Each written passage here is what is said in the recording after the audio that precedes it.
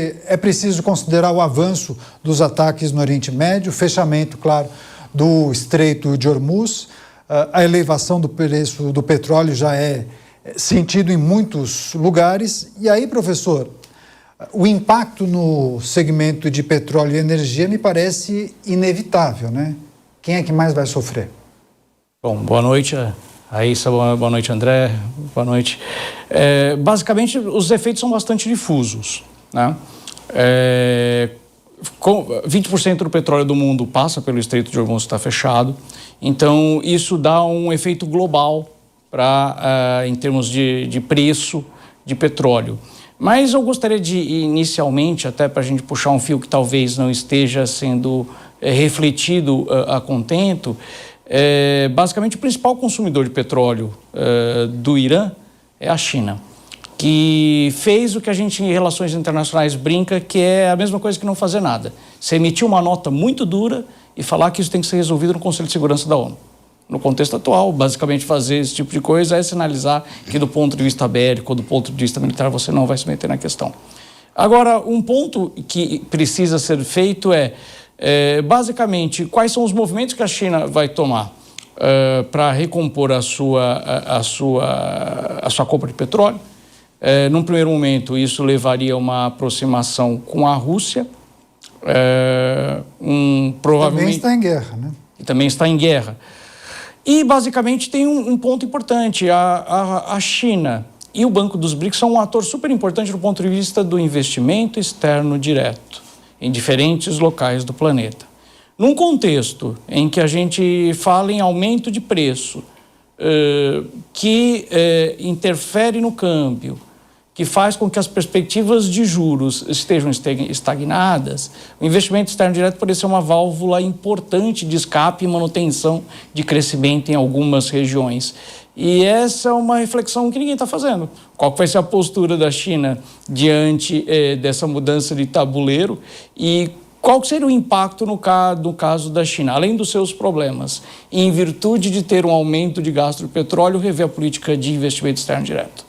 Pois é, bons pontos trazidos pelo professor. A gente vai seguir nessa rodada inicial, né? Os nossos convidados refletindo sobre o conflito no Oriente Médio e os impactos no comércio global. Deixa eu passar para a Raíssa, reforçando o nosso agradecimento. Raíssa, quais aspectos desse conflito você gostaria de destacar para a nossa audiência, levando em consideração, naturalmente, os aspectos que envolvem o fechamento do Estreito de Hormuz e o impacto na cadeia de petróleo? Perfeito. Esse conflito, ele chama muito a atenção porque ele é um conflito sobre controle, né? Sobre controle direto dos locais onde você tem o trânsito do petróleo. E isso é muito importante, porque você tem uma derivada desse efeito de maneira global. Quando você faz ali o controle, né, e você ataca ou você tenta fazer algum tipo de cerco em cima, principalmente ali do canal de Hormuz, o impacto dele, principalmente, não é de disponibilização do petróleo, mas sim de um inflacionamento do preço, tanto do frete quanto da logística. E isso deriva nos indicadores econômicos em larga escala. A gente vai falar sobre isso, impactos inflacionários no mundo inteiro, de maneira global. A gente vai falar sobre curva de juros no mundo inteiro. A gente vai falar sobre impacto e aversão ao risco do investidor de maneira generalizada, né? Você vai falar de um risco que vai impactar no preço do dólar e que vai impactar na balança comercial dos países também de uma escalada muito forte, né? Então, este impacto e esse conflito geopolítico, ele fala sobre controle e ele fala muito sobre como que isso impacta diretamente nos indicadores econômicos de curto, mas também de médio prazo,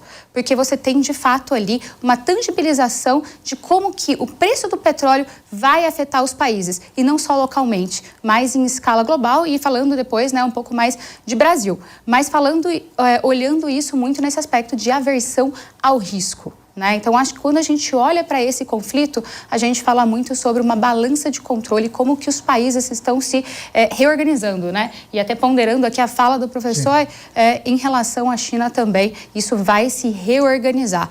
e os aspectos econômicos eles vão transformar isso de uma maneira muito mais ampla. Pois é, depois dessa parte de introdução, nós mais adiante traremos, claro, as análises e reflexões a respeito dos impactos para a nossa economia, né? Setores mais impactados, mais prejudicados, de que maneira o cidadão, né? O brasileiro, o trabalhador pode sentir isso no bolso. Dá para falar em aumento na taxa de juros, elevação da inflação, exportações impactadas, preço do frete vai subir, enfim. Daqui a pouco a gente traz também as reflexões a respeito do que pode acontecer aqui dentro.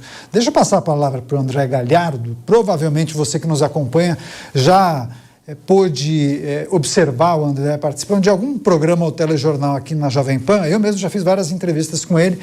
Mais uma vez, reforçando o agradecimento. André, obrigado pela gentileza em participar aqui do Visão Crítica e também nessa fala inicial. Eu queria a sua reflexão a partir do conflito no Oriente Médio, os ataques conjuntos dos Estados Unidos e de Israel contra o Irã, o revide iraniano para vários países, inclusive do Golfo, e o impacto que a gente percebe na elevação do preço do barril do petróleo.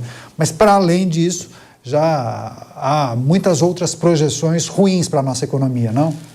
Bom, boa noite, Canhata, é um prazer estar aqui com você, boa noite a todos que nos assistem, a Raíssa, o Fábio, é muito bom estar aqui novamente.